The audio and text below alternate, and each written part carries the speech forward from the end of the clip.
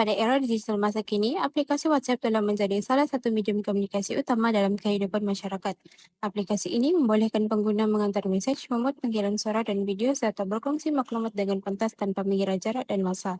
Menurut statistik, WhatsApp merupakan antara aplikasi komunikasi paling banyak digunakan di dunia dengan jutaan pengguna aktif setiap hari. Penggunaan WhatsApp bukan sahaja terhad kepada komunikasi sosial, malah turut digunakan dalam bidang pendidikan, pekerjaan, dan perniagaan. Dalam kalangan pelajar universiti, aplikasi ini membantu memudahkan perbincangan tugasan, perkongsian nota, dan penyampaian maklumat akademik. Selain itu, WhatsApp juga memudahkan hubungan kekeluargaan dan persahabatan melalui komunikasi yang lebih cepat dan mudah.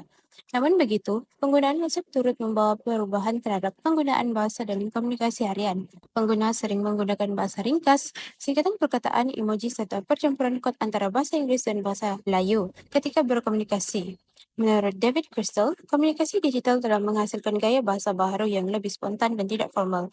Di samping itu, ciri teknologi seperti keserentakan komunikasi, keberlanjutan message, dan penggunaan berbagai media seperti gambar, video, serta rakaman suara menjadikan komunikasi lebih interaktif dan menarik. Ceritakan sedikit tentang diri anda. 49 tahun, jantina lelaki, pekerjaan. Setakat inilah saya merupakan pensyarah kanan di Fakulti Pendidikan Bahasa dan Komunikasi dan juga penyelaras bagi program linguistik. My name is Siti Nidina. Kamu boleh panggil saya Dina sahaja. Dan saya merupakan pelajar tahun 2 untuk program antropologi dan juga sosiologi. Kami dari Fakulti FSJK, Seni Budaya dan Kreatif. Nama kami Muhammad Taqi Aziz bin Syahrudin. Nama saya Nur Faiza binti Amin. Saya merupakan pelajar tahun 2 dari Fakulti Ekonomi dan Perniagaan. Nama saya Rijia Jiung. Saya dari Fakulti Ekonomi dan Bisnes. Dan kursus yang saya ambil ialah akuntansi. Sejak bila anda mula menggunakan WhatsApp? Sewaktu saya tahun 5. 2017. I started using WhatsApp sejak WhatsApp mula diperkenalkan rasanya. I'm not sure tahun bila, tapi bila wujudnya WhatsApp, rasanya semua orang mula-mula terus pakai kan. Especially WhatsApp for example, mula berkembang, I think the adoption was instantaneous lah. Berapa kerap anda menggunakan WhatsApp setiap hari?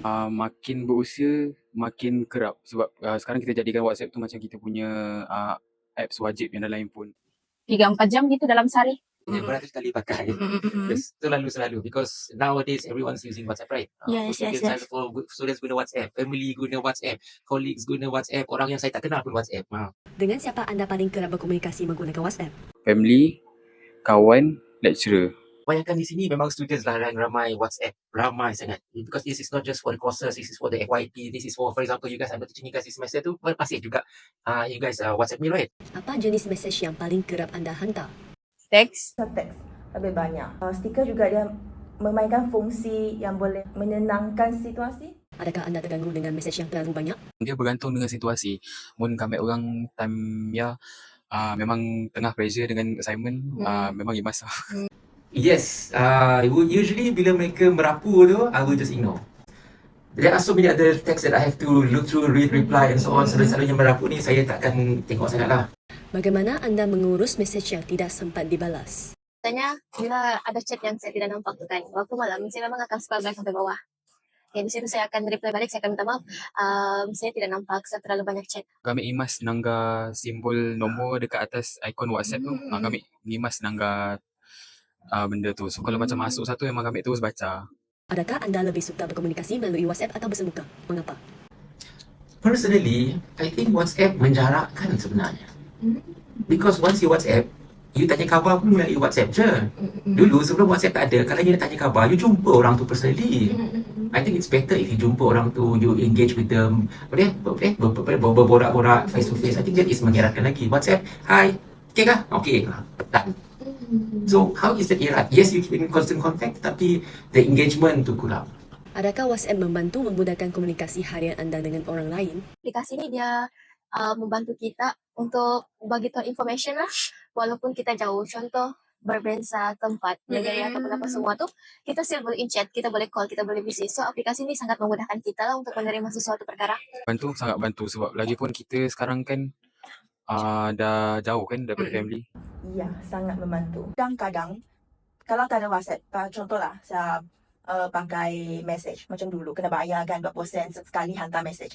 Tapi sekarang by WhatsApp kamu boleh buat apa-apa saja. Contoh, bukan sahaja dapat teks, kamu boleh buat announcement. Lepas tu semua orang pakai WhatsApp. Kamu boleh communicate dengan semua orang. Lepas tu boleh hantar gambar, video, lepas tu boleh buat lagi.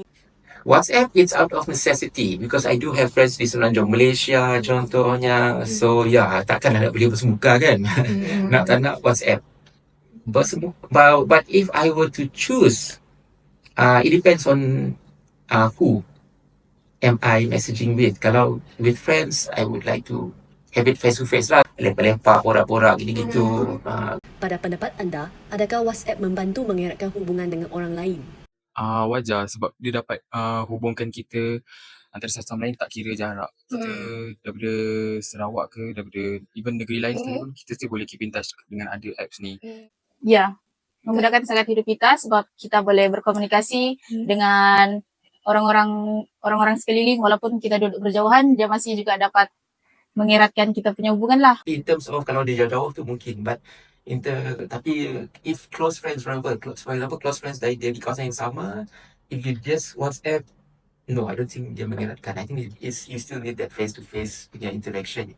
You can have voice call ke apa ke, but you will never see the full facial expression, body gesture, apa macam mana dia ada masalah ke tak ke. Only when you see the person face to face can you identify all those. Secara keseluruhannya, penggunaan WhatsApp telah memberi pelbagai kesan terhadap komunikasi harian masyarakat daripada latar belakang sosial yang berbeza. Aplikasi ini bukan sahaja memudahkan penyampaian maklumat dengan lebih pantas dan efisien, malah turut membantu mengeratkan hubungan antara keluarga, rakan dan masyarakat. Namun begitu, penggunaan WhatsApp juga memerlukan kawalan dan etika komunikasi yang baik bagi mengelakkan salah faham, gangguan mesej berlebihan serta ketagihan penggunaan teknologi. Oleh itu, diharapkan agar setiap pengguna dapat menggunakan WhatsApp secara bijak, berhemah dan bertanggungjawab supaya aplikasi ini terus menjadi medium komunikasi yang positif serta memberi manfaat dalam kehidupan seharian.